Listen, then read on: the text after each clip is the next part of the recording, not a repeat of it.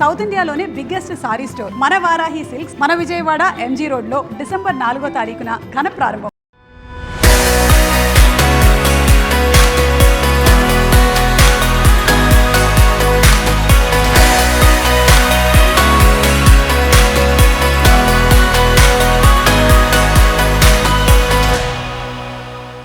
Hi hello, I'm Prateek. Welcome to it's UTV.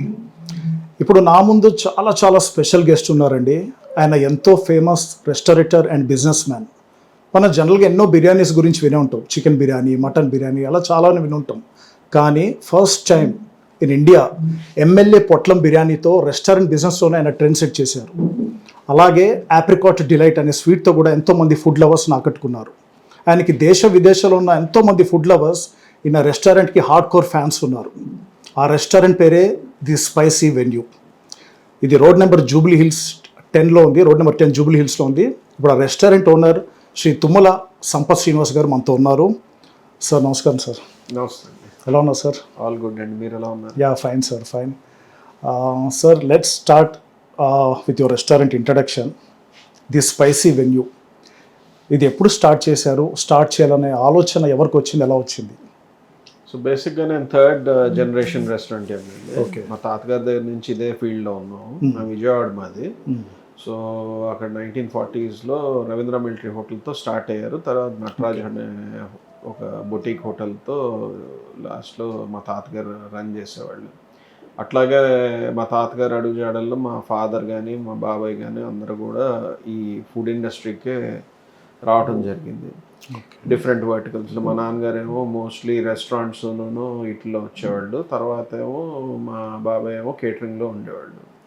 అట్లాగే నేను మా బ్రదరు అందరం కూడా ఈ ఫీల్డ్లోకి రావటం జరిగింది. నేను ఇది స్పైసీ వెన్యూ అనేది 2002లో పెట్టాము. మా 24th ఇయర్ రన్నింగ్, 25th ఇయర్లోకి ఎంటర్ అవబోతున్నాము. సో బేసిక్గా 2002లో నా హోటల్ మేనేజ్మెంట్ అయిపోతున్నప్పుడు మా ఫాదరు నా కోసం అన్నట్టు ఇది స్టార్ట్ చేయటం జరిగింది. అప్పటికి మా ఫాదర్ 99లో సదర్న్ స్పైస్ అని బంజారా హిల్స్ రోడ్ నెంబర్ 2లో ఒక రెస్టారెంట్ రన్ చేస్తూ ఉండేవాళ్ళు. 2003-04లో బయటకు వచ్చేసారు, దాంట్లో నుంచి క్విట్ అయ్యి. సో అక్కడ 2002లో ఇది పెట్టిన తర్వాత నుంచి 2008 దాకా నాన్నగారితో పాటే నేను ఈ బిజినెస్ రన్ చేస్తూ ఉండేవాడిని. 2008లో నాన్నగారు చనిపోయారు. అక్కడి నుంచి నేనే రన్ చేస్తూ వస్తాను. సో ఎలా అనిపిస్తుంది sir? You had a long journey. So very soon మీరు 25 years కూడా కంప్లీట్ చేసుకోబోతున్నారు. సో ఒక్కసారి మీకు ఈ ట్రావెలింగ్, మీరు చేసిన జర్నీ తలుచుకుంటే ఏమనిపిస్తుంది మీకు? గుడ్ అండి, వెరీ గుడ్ ఫీలింగ్ దాంట్లో. అంటే లాట్ ఆఫ్ దీంట్లో ఏంటంటే ఈ బిజీ రెస్టారెంట్స్లో వీ గెట్ టు మీట్ చాలామంది పెద్ద వాళ్ళని కానీ రెగ్యులర్ గెస్ట్ని కానీ వాళ్ళ లైఫ్లో కూడా మనం పార్ట్ అవటం, వాళ్ళతో పార్టిసిపేట్ చేయటం, వాళ్ళ ఈవెంట్స్ అన్నీ కూడా మనం కూడా పార్ట్ ఆఫ్ ద ఈవెంట్గా ఉంటాం. వెరీ గుడ్ జర్నీ అండి. ఓకే. టోటల్గా ఎన్ని బ్రాంచెస్ ఉన్నాయి సార్ మీది స్పైసీ వెన్యూ? స్పైసీ వెన్యూకి 3 branches అండి యాజ్ ఆఫ్ నౌ. ఒకటేమో రోడ్ నెంబర్ 10 బంజారా జూబ్లీ హిల్స్లో ఫస్ట్ బ్రాంచ్ అవుతుంది ఇప్పుడు ఏదైతే మనం కూర్చున్నామో. రెండోది వైజాగ్లో మన సిరిపురంలో మా బ్రదర్ రన్ చేస్తున్నారు.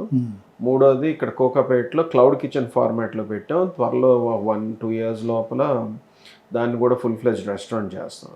సార్ ఇప్పుడు ఈ బిజినెస్ అంటే జనరల్గా ఫుడ్ బిజినెస్లో స్ట్రెస్ లెవెల్స్ చాలా ఎక్కువ ఉంటాయి. మీరు ఇన్ని ఇయర్స్ నుంచి ఈ బిజినెస్ని మీరు టేకప్ చేస్తున్నారు. How do you handle the stress level sir? అంటే దీంట్లో స్ట్రెస్ అనేది ఎంత ఇంపార్టెంట్ అండి, స్ట్రెస్ లేకుండా ఉండటం కూడా అంత important. At the same time stress management చేసుకోవాలంటే కనుక ఫస్ట్ టీమ్ బిల్డ్ చేసుకోవాలి. టీమ్ ఉంటేనే మనం ముందుకు వెళ్ళగలం. లాంగివిటీ కూడా ఉంటుంది. లేదంటే ఒక 4-5 ఏళ్ళు రన్ అవుతాయి, తర్వాత టీం ఉండదు. సో నీ టీం అనేది స్ట్రాంగ్గా ఉండటం అనేది వెరీ ఇంపార్టెంట్ ఇదండి ఆస్పెక్ట్. ఓకే. జనరల్గా స్పైసీ వెన్యూకి ఎంతోమంది హార్డ్ కోర్ ఫ్యాన్స్ ఉన్నారు sir, all over the world ఉన్నారు. మీ పేరు చెప్పగానే ఎవరికైనా టక్మన్ గుర్తొచ్చేది MLA potlam biryani and apricot delight. వీటిని ఎప్పుడు ఇంట్రడ్యూస్ చేశారు? అంటే ఆ చేయాలని థాట్ ఎలా వచ్చింది, ఎవరికి వచ్చింది యాక్చువల్లీ? బేసిక్గా రెండు కూడా నేనే చేయటం జరిగిందండి. అయితే 2002లో మేము సదర్న్ స్పైస్ అని రన్ చేస్తున్నప్పుడు ఇది ఓపెన్ చేశానని చెప్పాం కదా. అదే టైంలో మాకు ఇది ఓపెన్ చేసినప్పుడు అది రెస్టారెంట్ ఫార్మాట్లో ఓపెన్ చేయాలి. పైన మనకు పార్టీ హాల్ లాగా ఉండేది. పార్టీ హాల్లో రెగ్యులర్గా కిట్టి పార్టీస్ కానీ రెగ్యులర్గా ఈ బంజారా జూబ్లీలో ఉన్న వాళ్ళు అందరూ ఫంక్షన్స్ పెట్టుకోవటం కానీ అట్లా చేసేవాళ్ళు. ఓకే. ఆ టైంలో ఏమైందంటే మా దగ్గర ఒక టైప్ ఆఫ్ డెజర్ట్ మెనూ ఉండేది పార్టీలకి. వాళ్ళు రెగ్యులర్గా ఏదైనా కొత్తది ఇవ్వు అన్నప్పుడు మా దగ్గర ఉన్న ఇంగ్రీడియంట్స్తో మేము సింపుల్ ఫార్మాట్లో ఒకటి చేద్దామని ఓ రోజు ఆఫ్టర్నూన్ యాక్సిడెంటల్గా తయారు చేసిన డెజర్ట్ ఇది. అది దానికి ఏమైపోయిందంటే అది ప్రతి వాళ్ళు మా పార్టీలో పెట్టి అనుకుంటా ముందుకు వెళ్తా it became a very big ఇది. మా స్పైసీ వెన్యూ కేటరింగ్ ఉంది అంటే కనుక ఖచ్చితంగా అదొక సిగ్నేచర్ ఐటమ్ లాగా మిస్ అవ్వకుండా కంపల్సరీ పెడతాం, వేరే ఎన్ని డెజర్ట్స్ ఉన్నా కూడా. సో అదొక స్టార్ ఐటమ్ లాగా అయింది. సేమ్ టైం మనం ఎమ్మెల్యే పొట్లం బిర్యానీ కూడా ఒక ఫర్ ఎగ్జాంపుల్ ఒక 12 ఏళ్ళు 10 ఏళ్ల క్రితం ఒక స్ప్రీ ఆఫ్ రెస్టారెంట్స్ ఓపెన్ అయినాయి మన జూబ్లీ హిల్స్లో. ఆ టైంలో people were trying out new innovative biryanis and all. So regular ఫార్మాట్లోనే చేసుకుంటున్నారు, ఊరిని పేర్లు మారి పెడుతున్నారు. కానీ అందరూ కూడా చికెన్తోనో వీటితోనో చేస్తున్నారు కానీ ఒక ఇది చేయట్లేదు. అంటే నేను చదువుకున్న హోటల్ మేనేజ్మెంట్ కాబట్టి నాకు జాపనీస్ ఓము రైస్ అని చెప్పి ఒక రైస్ ఉంది. ఓకే. సో ఆమ్లెట్తో చేస్తారు అది. దాని ఇన్స్పిరేషన్ కింద తీసుకుని మన కాకినాడ దగ్గర మీసాల రాజ్ హోటల్ అని ఉంటుంది, వాళ్ళ దగ్గర ఒక ఆమ్లెట్స్ ఈ చిన్న చిట్రోయిల్తో డిషెస్ ఇవన్నీ ఉంటాయి. సో ఆ రోజు అనిపించింది ఒక కీమాను పొట్లంలో మన చిన్న రొయ్యలు పెట్టి ఒక ఎడిబుల్ ర్యాప్తో అంటే ఆమ్లెట్తో ఒక ర్యాప్లా చేసి పొట్లంలా చేసి పెడదామని. అట్లాగా ఇది. సో ఎమ్మెల్యే పొట్లం బిర్యానీ ఏంటంటే ఒక గ్రాండియర్ వస్తుంది అన్నట్టు ఆ పేరు పెడతాం జరిగింది. పేరు చాలా యూనిక్గా ఉంటుంది సార్. అసలు మామూలుగా సినిమా టైటిల్ కూడా పెట్టచ్చు, అంత యూనిక్ ఉంటుంది. అండ్ మీరు ఎక్స్పెక్ట్ చేశారా ఇది ఆ రేంజ్కి సక్సెస్ అవుతుందని?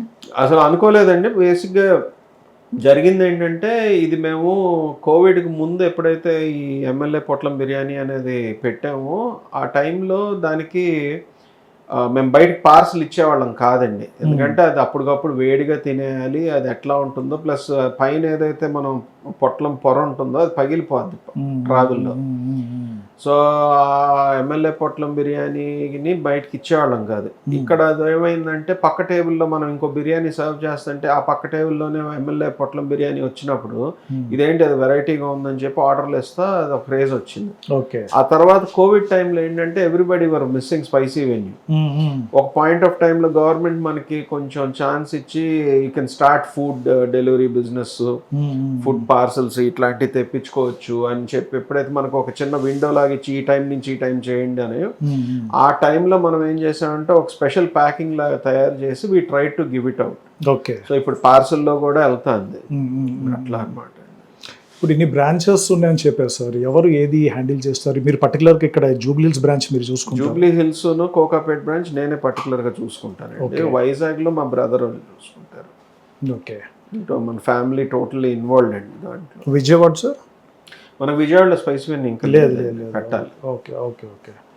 అండ్ ఇప్పుడు చాలామంది రెస్టారెంట్ బిజినెస్లోకి రావడానికి ఇంట్రెస్ట్ చూపిస్తుంటారు సార్ యంగ్స్టర్స్. అంటే వాళ్ళకి మీరు ఇచ్చే సజెషన్ ఏంటి? కొంతమంది అవుట్ ఆఫ్ ప్యాషన్ వస్తారు, కొంతమంది డబ్బులు సంపాదించాలని, కొంతమంది లాట్ ఆఫ్ కన్ఫ్యూజన్లో ఉంటారు. మీరు ఇన్ ఇయర్స్ నుంచి ఉన్నారు కాబట్టి మీరు ఇచ్చే అడ్వైస్ ఏంటి? అంటే బేసిక్గా అడ్వైజ్ అంటే నేను ఇంతకు ముందు కూడా చాలా ఇంటర్వ్యూస్లో ఇట్లాగే చెప్పడం జరిగిందండి. ఎప్పుడు కూడా నేను అదే చెప్తా, మనం చేసే బిజినెస్ డబ్బులు సంపాదించడం కోసమే చెయ్యాలి. ప్యాషన్ ఉన్నా కూడా ప్యాషన్ అనేది జస్ట్ ఊరికనే ఒక రెస్టారెంట్ పెట్టేసాము, 10 మందిని పెట్టాము, దాన్ని నడుపుతాం అని కాదు. ప్రాఫిటబిలిటీ లేకుండా బిజినెస్ అయితే చేయకూడదు అనేది నా ఉద్దేశం. ప్రాక్టికల్గా ఉండాలి మనం పెట్టే పెట్టుబడి. ఒక 4-5 గ్రూప్ అప్ అయ్యి రెస్టారెంట్లు పెట్టచ్చు, కానీ అట్ ద సేమ్ టైం ఏంటంటే ఓనర్షిప్ ఎవరు ఉంటారో వాళ్ళు వెరీ ఇంపార్టెంట్, అక్కడ నుంచుని కూర్చుని చేసుకునేవాళ్ళు. ఓకే. రెండోది ఏంటంటే ఇప్పుడు హైదరాబాద్నే తీసుకుంటే కనుక 10 ఏళ్ల క్రితం హైదరాబాద్ వేరు, 25 ఏళ్ల క్రితం హైదరాబాద్ వేరు. 25 ఏళ్ల క్రితం మేము ఈ హోటల్ పెట్టినప్పుడు పీపుల్ అసలు మొత్తం ఉన్న పబ్లిక్ అంతా కూడా కోంపల్లి నుంచి, దిల్సుఖ్ నగర్ నుంచి అట్లా డ్రైవ్ కోసం అన్నట్టు జూబ్లీ హిల్స్ దాకా వచ్చి భోజనాలు చేసి వెళ్ళేవాళ్ళు. ఇప్పుడు ఎక్కడికక్కడ మైక్రో మార్కెట్స్ ఇవాల్వ్ అవుతూ ఉన్నాయి. ఎల్బీ నగర్, దిల్సుఖ్ నగర్ ఒక మైక్రో మార్కెట్ అయింది, కొంపల్లో ఒక మైక్రో మార్కెట్, ఆదిబట్లో ఒక మైక్రో మార్కెట్, తెల్లాపూర్ నల్గొండలో ఒకటి అవుతుంది, కూకట్పల్లి, మియాపూర్, అట్లా ఎక్కడికక్కడ సికింద్రాబాద్, హిమాయత్ నగర్, హ్యాబిట్స్, ఎక్కడికక్కడ చిన్న మార్కెట్స్ క్రియేట్ అయినాయి. ఇప్పుడు మెయిన్ బ్రాంచ్ జూబ్లీ హిల్స్లో ఉందంటే ఈ మైక్రో మార్కెట్స్లో సెకండ్ బ్రాంచెస్లా పెట్టుకుంటున్నాం అనేది ఒక కాన్సెప్ట్ అయింది. బెంగళూరు లాంటి ప్లేస్లో ఇట్లాంటి మైక్రో మార్కెట్స్ గత 10-15 సంవత్సరాల నుంచి ఎప్పటి నుంచో రన్ అవుతున్నాయి. దాని తర్వాత ఏమైందంటే ఈ మైక్రో మార్కెట్స్ ఎప్పుడైతే ఇవాల్వ్ అవుతాయో మనకి ఆ వచ్చే వాల్యూమ్ కూడా చిన్నగా అవుతూ ఉంటుంది. సో 100 సీటింగు, 200 సీటింగు, 300 సీటింగ్ రెస్టారెంట్లు ఎప్పుడూ కూడా మనం ప్రాక్టికల్ కావని నా ఫీలింగ్. సో బేసిక్గా ఏంటంటే చిన్న మెనో, మైక్రో ఫార్మాట్తో మైక్రో మార్కెట్స్లో ఇవాల్వ్ అవటం అనేది ఇంపార్టెంట్. సో ఎప్పుడు ఏ ట్రెండ్ నడుస్తుంది, బయట ఉన్న వైబిలిటీ ఏంటనేది యంగ్స్టర్స్ తెలుసుకుని క్యాలిక్యులేటెడ్ రిస్క్తో దిగటం అనేది బిజినెస్లో వాళ్ళకి నేను ఇవ్వాలనుకునే అడ్వైస్ అండి. ఓకే, ఇప్పుడు మీరు ఇన్ ఇయర్స్ నుంచి బిజినెస్ లైన్లో ఉన్నారు సార్. మీరు అప్పటికి ఇప్పటికి రెస్టారెంట్ బిజినెస్లో గమనించిన డిఫరెన్స్ ఏంటి? అంటే డిఫరెన్స్ అనేది చెప్పటం కన్నానండి, నేను 25 ఏళ్ల క్రితం పెట్టినప్పుడు మేము ఈ రోడ్లో ఉన్న ఒకే ఒక రెస్టారెంట్. ఓకే, ఇప్పుడు ఈ రోడ్లో ఎవ్రీ ఆల్టర్నేట్ హౌస్ రెస్టారెంట్ లాగా ఇవ్వాలి.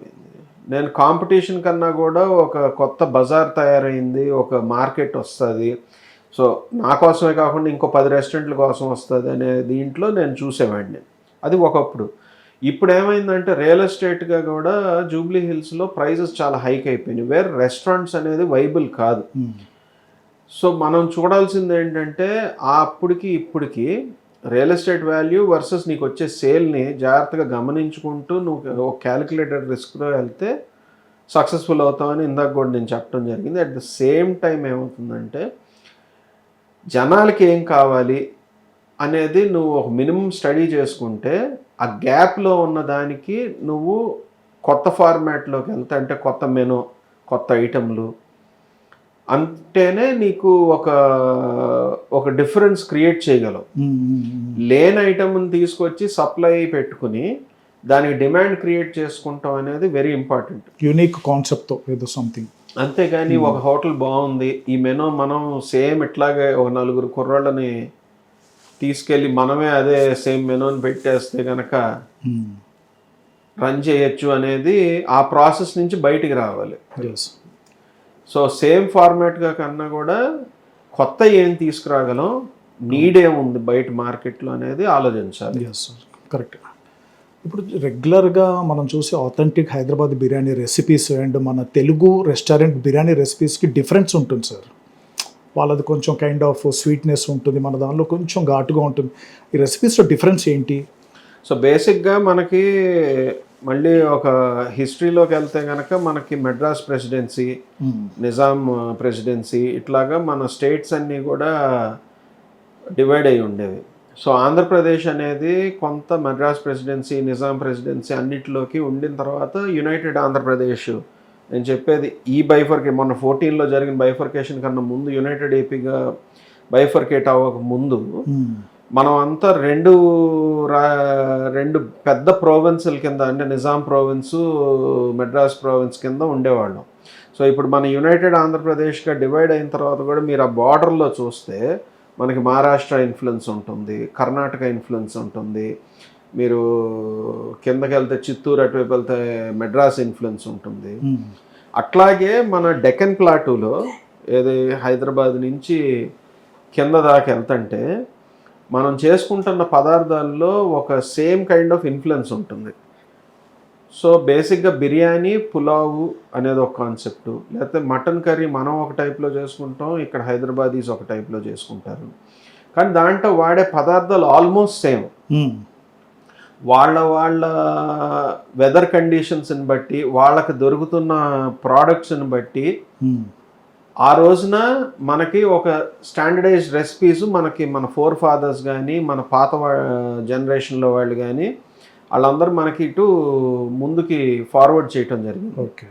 సో మన ఇళ్లల్లో చేసుకున్న దానికి ఏదైతే మనం ఒక టేస్ట్కి ఎక్వైర్ అయి ఉంటామో ఆ టేస్ట్ని మనం మైండ్ రిజిస్టర్ చేసుకుని ఉంది కాబట్టి మనకి ఇది వేరు అది వేరు అనిపిస్తుంది. కానీ ఇన్ జనరల్గా అయితే కనుక అసలు టోటల్గా మనకి ఇన్ఫ్లుయెన్స్ అనేది ఇట్లాగా నేను చెప్పిన దీని ప్రకారం జరిగిందండి.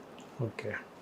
ఇప్పుడు other then MLA potlam biryani, apricot delight కాకుండా మీ దానిలో ఇంకా ఫేమస్ ఫుడ్ ఐటమ్స్ ఏంటి సార్ మీ రెస్టారెంట్లో? సో మా టాప్ సెల్లర్స్లో వచ్చేసరికి థాలీ అండి, mutton fry, chicken 65, okay, loose prawns, apricot delight, MLA potlam biryani, special chicken biryani, ఇట్లాగా ఒక టాప్ 10 ఐటమ్స్ మాకు ఉన్నాయండి. ఓకే.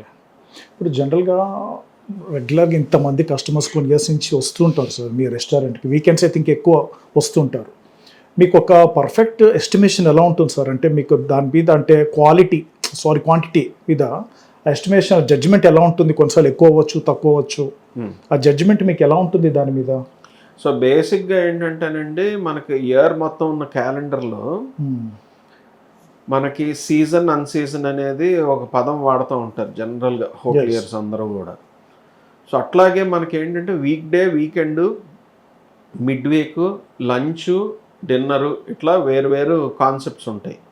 సో మనం ఎక్కడైతే పొజిషన్ అయి ఉన్నామో అంటే జూబ్లీ హిల్స్లో అనేది down town kind of market, the financial district Madhapur అనేది కార్పొరేట్ మార్కెట్. సో బేసిక్గా వాళ్ళు వచ్చే కస్టమర్లకి అక్కడ ఉన్న ఇప్పుడు ఒక ప్లేస్ ఉందనుకోండి, లంచ్లో బిజీగా ఉంటుందా, డిన్నర్లో బిజీగా ఉంటుందా అనేది ఆ మెనూని బట్టి ఆధారపడి ఉంటుంది. మనం ఉంటున్న సెంటర్ని బట్టి ఆధారపడి ఉంటుంది. చుట్టుపక్కల ఆఫీసులు ఉంటే లంచ్ చాలా బిజీగా ఉండొచ్చు, చుట్టుపక్కల నైబర్హుడ్ ఉందంటే డిన్నర్స్ చాలా బిజీగా ఉండొచ్చు. కొత్తగా వస్తున్న ఇవి ఉన్నాయంటే కనుక దాంట్లో కమ్యూనిటీ ఇంకా డెవలప్ అవ్వాలి, చుట్టుపక్కల అపార్ట్మెంట్లన్నీ ఆక్యుపై అవ్వాలి, మనకు ఓన్లీ పార్సల్స్ వెళ్తూ ఉండొచ్చు. అట్టాగా మనకు ఒక ఫోర్కాస్టింగ్ అనేది ఒక పీరియడ్ ఆఫ్ టైంలో ఒక హోటల్ ఎస్టాబ్లిష్ అయిన తర్వాత ఒక పీరియడ్ ఆఫ్ టైంలో మనకు అలవాటు అవుతుంది. ఓకే.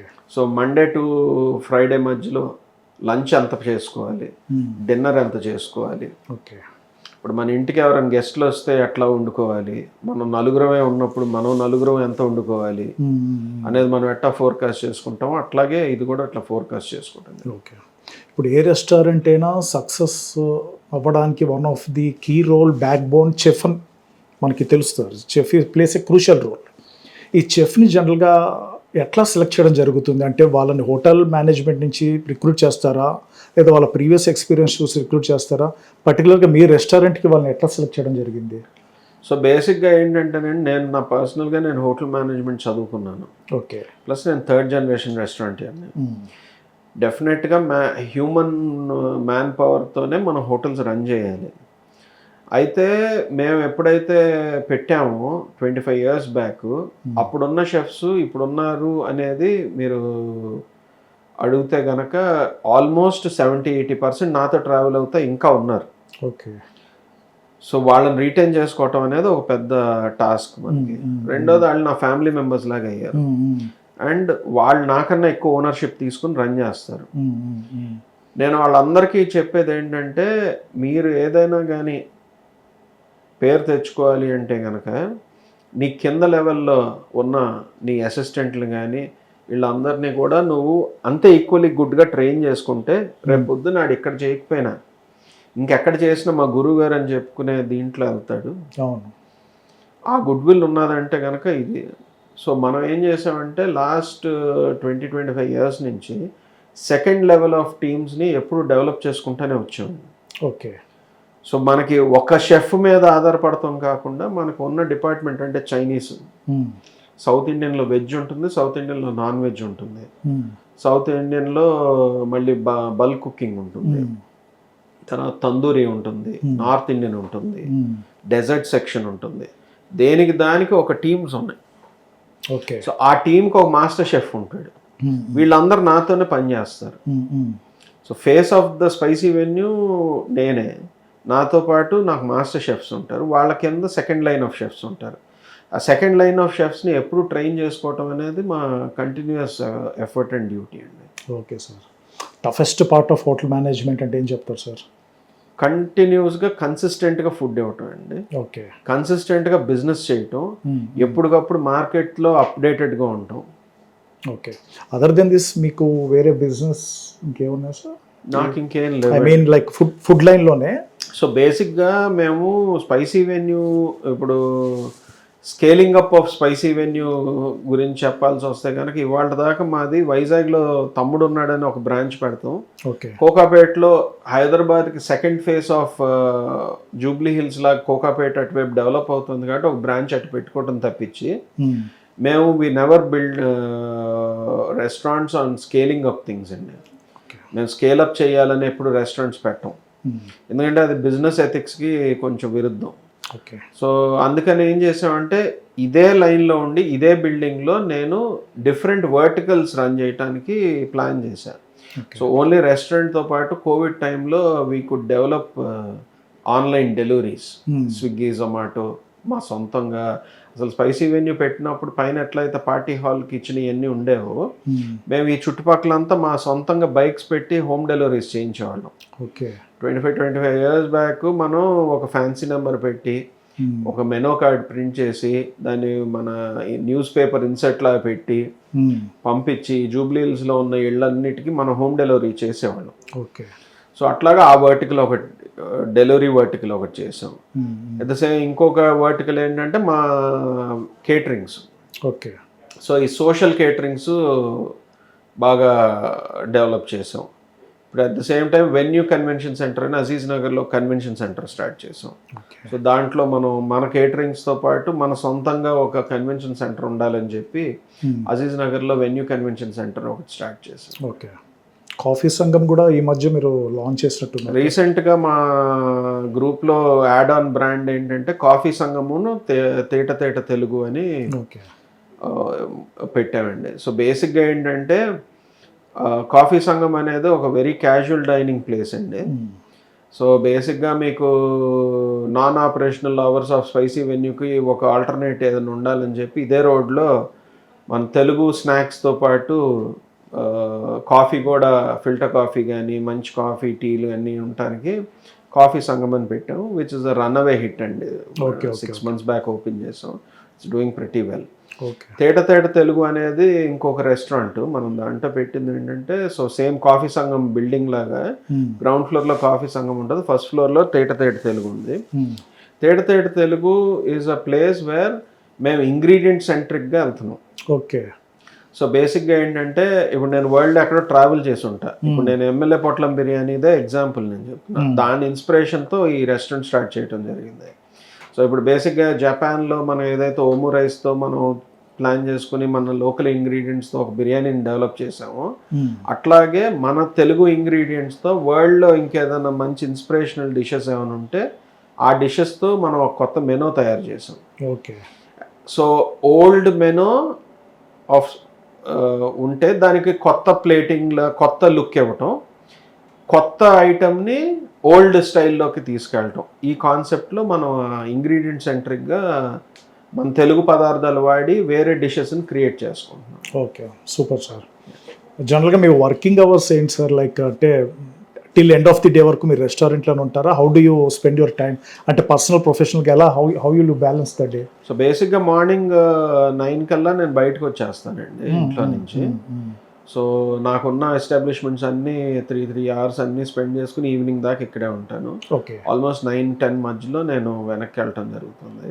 అంటే మార్నింగ్ నేను 6:30-7కి రెడీ అయినా కూడా బట్ ఆ 3-4 hours ఫోనుల్లోనూ మాట్లాడతాం, ఇవన్నీ చూసుకుంటూ ఉంటాం, వర్క్లన్నీ చూసుకుని అట్లా స్టార్ట్ చేస్తాం. ఓకే.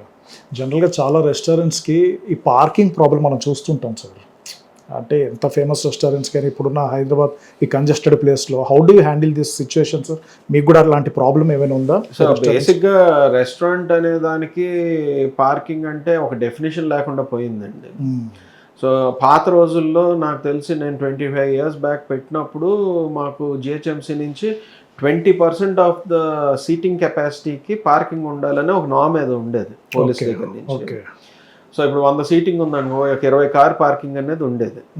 ఆ రోజుల్లో ఏంటంటే ఒక కార్లో 3-4 వచ్చేవాళ్ళు. ఈ రోజు ఏమైందంటే ఇప్పుడు 100 సీటింగ్ ఉంది, 100 మంది వస్తున్నారు అనుకోండి రెస్టారెంట్, కనీసం 70-80 కార్లు వచ్చే పరిస్థితిలో వచ్చింది. ఇప్పుడు ఇదే స్పైసీ అన్ని 25 ఏళ్ల క్రితం ఉన్న పార్కింగ్లోనే అదే పార్కింగ్ ఉంది, ప్లస్ పక్కన ఇంకోటి 2 సైట్లు తీసుకున్నాం. ఓకే. మేము మేనేజ్ చేయగలుగుతున్నాం. పార్కింగ్ లేని వాళ్ళు కూడా చాలా మంది ఉన్నారు పాతవి. సో దానికి తగ్గట్టు మనం మార్చాలంటే ప్రతిసారి మనం నామ్ మార్చుకుంటే వెళ్ళలేము. ఎప్పటి నుంచో ఒకే ప్లేస్లో వ్యాపారం చేసేవాడికి ఇది ఇబ్బందిగా ఉంది. కాకపోతే ఇంకా దానికి తగ్గట్టే ఏర్పాట్లు చేసుకుంటా ముందుకు వెళ్ళాలండి. మేబీ గవర్నమెంట్ కూడా ఏమన్నా ఇప్పుడు ఫర్ ఎగ్జాంపుల్ జూబ్లీ హిల్స్లోనే చాలా పార్కులు ఉన్నాయి. వాళ్ళకు కూడా ఒక రెవెన్యూ వచ్చేటట్టు గనక వాళ్ళు ఇప్పుడు కేబీఆర్ ముందు వర్టికల్ పార్కింగ్లు పెట్టారు. అట్లాంటి మల్టిపుల్ పార్కింగ్లు కనుక గవర్నమెంట్ ల్యాండ్స్ చాలా ఉన్నాయి చుట్టుపక్కల చేస్తే ఇట్లాంటి మాలాంటి కమర్షియల్ ఎస్టాబ్లిష్మెంట్స్ వాళ్ళకి కాంట్రాక్ట్ లాగా పెట్టుకుని మనమే ఎదురు డబ్బులు ఇచ్చి పార్కింగ్లు చేసుకునే పదేస్తే మా బిజినెస్లు బాగుంటాయి. అట్ ద సేమ్ టైం గవర్నమెంట్కి కూడా ఒక ఇనిషియేటివ్ చేసినట్టు ఉంటుంది, కస్టమర్స్కి ఇబ్బంది ఉండదు. వాళ్ళకి కూడా ఏంటంటే గవర్నమెంట్ ఒక అలవాటు చేసినట్టు అవుతుంది. ఈ రోడ్ నెంబర్ 10లో ఏమైనా వచ్చారనుకోండి, ఇక్కడ 10 రెస్టారెంట్లు, ఒక 10 బంగారు కొట్లు, ఒక 5 హాస్పిటల్స్ ఇట్లాంటివి ఉన్నాయనుకోండి, వీళ్ళందరికీ వాళ్ళ సొంత పార్కింగ్ కాకుండా ఎడిషనల్గా ఉన్నాయనుకోండి, ఒకవేళ కార్ పార్కింగ్ చేసుకుని అక్కడి నుంచి ఇక్కడికి షటిల్ చేయడానికి ఇప్పుడు బయట కంట్రీస్కి వెళ్తాం, వాళ్ళు ఏం చేస్తారంటే పార్కింగ్ లాట్ ఒకటి పెట్టుకుంటారు, షట్లింగ్ పెడతారు. అట్లాంటివి పెడితే ఏమవుతుందంటే లోకల్ బిజినెస్లు బాగా డెవలప్ అవుతాయి. సో మనకి స్పైసీ వెన్యూ అనేది జూబ్లీ హిల్స్లో ఒక మంచి ప్రోడక్ట్ మన హైదరాబాద్కి. లేదంటే ఇట్లాంటిదే ఇంకో 2-3 మంచి బ్రాండ్లు ఉంటాయి. తాజ్ మహల్ అబిడ్స్లో ఉంటుంది, అట్లాగే ఇంకో హోటల్ ఉంటుంది, లేదంటే ఒక మంచి ల్యాండ్ మార్క్ ప్లేస్ ఉంటుంది. వీటన్నిటికీ కూడా మన ప్రోడక్ట్స్ ఆఫ్ హైదరాబాద్ కింద వాళ్ళు ఒక లిస్ట్ చేసుకుంటే కనుక ఆ ఏరియాకి కనుక గవర్నమెంట్ కొంచెం పుష్ ఇవ్వగలిగితే, ఇప్పుడు ఫర్ ఎగ్జాంపుల్ స్పైసీ వెన్యూ ఉంది, 25 years నుంచి మాకు విజయవాడ నుంచి వచ్చిన, లేకపోతే వైజాగ్ నుంచి వచ్చిన, బాంబే నుంచి వచ్చిన, ఢిల్లీ నుంచి వచ్చిన, అమెరికా నుంచి వచ్చిన, శ్రీలంక నుంచి వచ్చిన, సింగపూర్ నుంచి వచ్చిన వాళ్ళ హైదరాబాద్ విజిట్లో 1 పూట 2 పూటలో స్పైసీ వెన్యూలో భోజనం చేసి వెళ్దాం అనుకుని ప్లాన్ చేసుకుని వచ్చేవాళ్ళు ఎక్కువ మంది. సో వాళ్ళు మన టూరిజంని ఇంకా మంచిగా మాట్లాడుకోవాలంటే కనుక మేబీ టూరిజం ఆఫ్ తెలంగాణ కానీ గవర్నమెంట్ కానీ ఈ ఇనిషియేటివ్ తీసుకుని కొంచెం ఎట్లాంటి మన దుబాయ్లో లేకపోతే సింగపూర్లో మోడల్స్ని వాళ్ళు మంచి బెస్ట్ మోడల్స్ అనుకుంటే మాలాంటి బిజినెస్లు చేసే వాళ్ళకి ఇంకా చాలా బాగుంటుంది. మీరు అప్రోచ్ అయ్యారా సార్ మరి టూరిజం వాళ్ళు, మినిస్టర్ వాళ్ళు, మీ ఐడియాస్ ఏమైనా వాళ్ళతో షేర్ చేసుకున్నారో దీనికి రిలేటెడ్ కొంచెం డెవలప్ చేయడం? అంటే ఎప్పటికప్పుడు మేము కంప్లైన్సెస్ రిలేటెడ్గా వెళ్ళామండి. ఇప్పుడు ఇది రీసెంట్గా పార్కింగ్ అనేది అందరికి పెద్ద ఇష్యూ అవుతుంది. సో ప్రొయాక్టివ్గా పనిచేద్దామని మేము హోటల్ అసోసియేషన్ నుంచి కూడా అనుకుంటున్నాం. ఓకే, సో త్వరలో ఇంప్లిమెంట్ అవ్వాలని కోరుకుందాం సార్. అండ్ ఇంకోటి, ఆ మధ్య జూనియర్ ఎన్టీఆర్ గారు దేవర మూవీ ప్రమోషన్స్ టైంలో జపాన్ ఛానల్ ఒక ఇంటర్వ్యూలో ఆయన one of the best restaurants traditional food, ఆయనకి ఇష్టమైన ట్రెడిషనల్ తెలుగు ఫుడ్ గురించి ఆయన చెప్పడం జరిగింది. సో జూనియర్ ఎన్టీఆర్ గారు చిన్నప్పటి నుంచి మన కస్టమర్ అండి, మన గెస్ట్. సో ఆయన ఇక్కడికి రాకపోయినా రెగ్యులర్గా మనం వాళ్ళ ఇంట్లో ఈవెంట్స్కి కానీ లేకపోతే వాళ్ళ పార్సల్స్ కానీ పంపిస్తూ ఉంటాం. ఓకే. సో ఆయనకి అదే చెప్పా కదా ఇందాక స్టార్టింగ్ ఆఫ్ ది ఇంటర్వ్యూలో, వాళ్ళకు ఉన్న అకేషన్స్లో మమ్మల్ని కూడా పార్ట్ చేసుకుని మమ్మల్ని కేటరింగ్ చేయించడం, వాళ్ళ మైల్ స్టోన్స్లో మేము కూడా పార్ట్ అనేది మాకు కూడా హ్యాపీ అనమాట. ఓకే. మూవీ ఇండస్ట్రీలో ఇంకా మీరు కనెక్టెడ్గా ఎవరితో ఉన్నారు సార్? ఇట్లా లైక్ రెగ్యులర్గా మీ రెస్టారెంట్ నుంచి లైక్ డెలివరీ చేయించుకోవడం కానీ ఆన్ అండ్ ఆఫ్ విజిట్ చేసే చాలా మంది అండి, మనకు తెలియకుండా కూడా చాలా మందికి వెళ్తుంటారు. అండ్ మీ ఫ్యామిలీ కూడా like they give a support for you sir? వాళ్ళు మీకు? అండి మేము మొత్తం మా ఫ్యామిలీ అంతా టోటలీ ఇన్వాల్వ్డ్ అండి. మా ఫాదర్, మదర్, నేను, మేము ముగ్గురం చూసుకునేవాళ్ళం. నా మ్యారేజ్ తర్వాత నా వైఫ్ కూడా మొత్తం ఇక్కడే చూసుకుంటారు. Okay. And few years back జనరల్గా రెస్టారెంట్స్లో staff use to provide regular water sir, జగ్లో ఇట్లా వాటర్ కస్టమర్స్కి సప్లై చేస్తుండేవాళ్ళు. బట్ రాను ఈ వాటర్ బాటిల్స్ ఇంట్రడ్యూస్ చేశారు. They use to charge for that also, including the food and all. కొందరు ఏంటంటే మ్యాండేటరీగా ఫోర్స్ఫుల్గా కస్టమర్స్కి లైక్ బిల్లో కలిపేస్తూ ఉంటారు. So we have any rules sir like ఇట్లా ఫోర్స్ఫుల్గా చేస్తే? సో అట్లా ఫోర్సబుల్ అనేది చేస్తున్నారు అనేది నేను అన్నగానండి. బేసిక్గా జరిగింది ఏంటంటే కోవిడ్కి ముందు కోవిడ్ తర్వాత ఇదో పెద్ద ఇదైందండి. బిఫోర్ కోవిడ్ ఆఫ్టర్ కోవిడ్ లాగా. ఓకే. సో ఆఫ్టర్ కోవిడ్ ఏమైందంటే చాలా మందికి hygiene conditions of the place ఎట్లా ఉంటుంది అనేది వాళ్ళకి తెలియక వాళ్ళే అడగటం మొదలు పెట్టారు. ఓకే. సో బేసిక్గా మేము గ్లాస్లో పోసే బదులు మాకు బాటిల్ ఇచ్చేయండి అంటూ మొదలు పెట్టారు. ఇన్ జనరల్ కన్జ్యూమర్ కనుక గ్లాస్ అడిగి గ్లాస్లో వాటర్ పోయమంటే హోటల్ షుడ్ ప్రొవైడ్ అండి. ఓకే. లేదు మనం ఛార్జ్ చేస్తున్నాం అనేది మనం గెస్ట్కి చెప్పి ఛార్జ్ చేయాలి, చెప్పకుండా అయితే ఛార్జ్ చేయకూడదు. అగైన్స్ట్గా చేస్తే మటుకు they have a rule to complaint. 100%. Okay. Okay. And ఇప్పుడు క్లౌడ్ కిచెన్ కూడా ఎప్పటి నుంచో ట్రెండ్ ఉంది సార్. ఫర్దర్గా ఇది ఇంకా ముందుకెళ్ళే స్కోప్ ఉందంటారా? అంటే క్లౌడ్ కిచెన్ అనేది వెరీ గుడ్ కాన్సెప్ట్ అండి. Very very good concept. నేను కూడా క్లౌడ్ కిచెన్ కోకాపేటలో పెట్టి రన్ చేశాను, రన్ చేస్తున్నాను సేమ్ ఇప్పుడు స్పైసీ వెన్నీ బ్రాండ్తో. అయితే దీంట్లో ప్రోజ్ కాన్స్ రెండు ఉన్నాయి, మంచి చెడు రెండు ఉన్నాయి. అయితే ఒక పాయింట్ ఆఫ్ టైంలో ఒక లార్జ్ మెనూ పెట్టుకుని ఎక్కువ రోజులు మనం క్లౌడ్ కిచెన్ రన్ చేయటం కరెక్ట్ కాదు. ఎందుకంటే అదే శ్రమ నువ్వు రెస్టారెంట్ పెడితే అదే శ్రమతో నీకు రెస్టారెంట్ వాల్యూమ్స్ వస్తాయి, నీ రొటేషన్ ఆఫ్ ద ఫుడ్ కూడా చాలా బాగుంటుంది. సో ఇప్పుడు మనం అందుకనే స్పైసీ వెన్యూని ఒక పాయింట్ ఆఫ్ టైంకి ఆల్మోస్ట్ జూబ్లీ హిల్స్ సేల్కి వచ్చేసిందని చెప్పేసి ఇప్పుడు నెక్స్ట్ 1 year లోపల మనం ఏదైనా మంచి ప్లేస్ చూసుకుని రెస్టారెంట్ కూడా చేసేద్దామని చూస్తున్నాం. ఓకే. కానీ క్లౌడ్ కిచెన్లో మంచి ఫార్మాట్స్ కూడా ఉన్నాయి. ఓకే.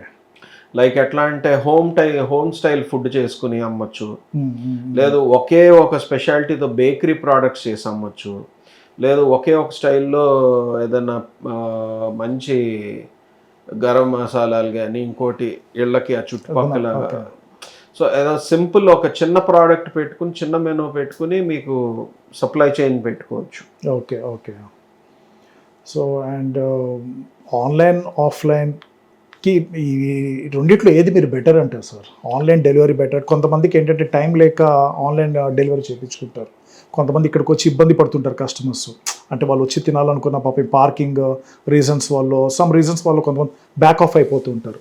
మీరు పర్సనల్గా ఏది సజెస్ట్ చేస్తారు? విచ్ వన్ ఇస్ బెటర్ అంటారు? సో బేసిక్గా ఆఫ్లైన్ కరెక్ట్ అండి. ఓకే. మనం ఇక్కడే కూర్చుని వేడిగా తినటం అనేది that's the first hand experience. Okay. Parcel అనేది కాంప్రమైజ్డ్ ఎక్స్పీరియన్స్. ఎట్లా అంటే మీకు కుదరనప్పుడు మాకు ఇంటికి పార్సిల్ తీసుకెళ్ళి తింటాము అన్నప్పుడు అది ఒక కాంప్రమైజ్డ్ ఎక్స్పీరియన్స్ కింద మీరు ఇంటికి తీసుకెళ్ళి భోజనం చేస్తున్నారు. ఓకే. సో బేసిక్గా మన ఇండియన్ ఫుడ్ అనేది స్లో కుకింగ్లో చేస్తాం. అట్ ద సేమ్ టైం మనం లాంగ్విటీ ఉండదు, మన షెల్ఫ్ లైఫ్ అనేది 4-5 hours ఉంటుంది. సో దానికి తగ్గట్టే మనం పార్సిల్స్ చేయాలనేది నేను అందరికీ ఇస్తున్న అడ్వైస్ అండి. ఓకే. సో బేసిక్గా ఏంటంటే ఇవాళ రేపు రేంజ్ టు ప్లేట్ కాన్సెప్ట్ ఎక్కువైపోయింది. అంటే మనం వేడిగా చేస్తాం, డైరెక్ట్ ప్లేట్లోకి వస్తుంది, తినేయాలి. ఓకే. ఓకే. ఆ కాన్సెప్ట్ బాగా పిక్ అవుతుందండి. పర్సనల్గా మీకు మీ రెస్టారెంట్లో నచ్చిన ఫుడ్ ఐటమ్ ఏం సార్? నాకు థాలీ అండి. థాలీ ఇష్టం. Thali is the best. Okay. Okay. Okay. ఇంకా ఫర్దర్గా మీరు ఏదైనా డెవలప్ చేసే ప్లాన్స్ ఉన్నాయా లేదా? ప్రస్తుతానికి వెరీ మచ్ ఆక్యుపైడ్ అండి. ఇప్పుడు తేట తెలుగు కాఫీ సంఘం ఆన్ చేసాము లాస్ట్ 6 months నుంచి. ఓకే. దాని బిజీలో ఉన్నాం. వెన్యూ అని కన్వెన్షన్ సెంటర్ పెట్టాము, దాని బిజీలో ఉన్నాం. Spicy venue always has been busy. So next 2 years అయితే హ్యాండ్స్ నిండా వర్క్ ఉందండి. సో ఇప్పుడైతే ఇంకేమీ ఆలోచన లేదండి. సో మీరు లెగసీని అట్లా కంటిన్యూ చేస్తున్నారు సార్. మీ పిల్లలు కూడా నెక్స్ట్ దీన్ని కంటిన్యూ చేసే చూడాలండి అది. ఓకే. ఓకే. సో కోకాపేట్ మీ ఎక్స్పెక్టేషన్కి ఆల్మోస్ట్ రీచ్ అయిపోయామండి ఆ ఎక్స్పెక్టేషన్కి. దాన్ని కనుక ఇంకా రెస్టారెంట్ పెడితే ఇంకా బాగుంటుందని నా ఫీలింగ్ అండి. ఓకే. ఓకే. ఓకే. త్వరలో చేస్తాను కూడా అది. 1-2 years లోపలే want to make a restaurant at. Okay sir, thanks a lot sir. నిజంగా మీ వాల్యుబుల్ టైం మాకు ఇచ్చినందుకు. మరెన్నో ఇలాంటి రెస్టారెంట్స్ రావాలని నేను కూడా వన్ ఆఫ్ ది ఫ్యాన్. మీకున్న హార్డ్ కోర్ ఫ్యాన్స్ నేను వన్ ఆఫ్ ది ఫ్యాన్. రెగ్యులర్గా విజిట్ చేస్తూ ఉంటాం స్పైసీ వెన్యూని. సో నా అలాంటి ఫ్యాన్స్ కోసం ఇంకెన్నో ఇలాంటి లాంచ్ చేయాలని మనస్ఫూర్తిగా కోరుకుంటూ once again all the best. Thanks a lot sir. Thank you sir.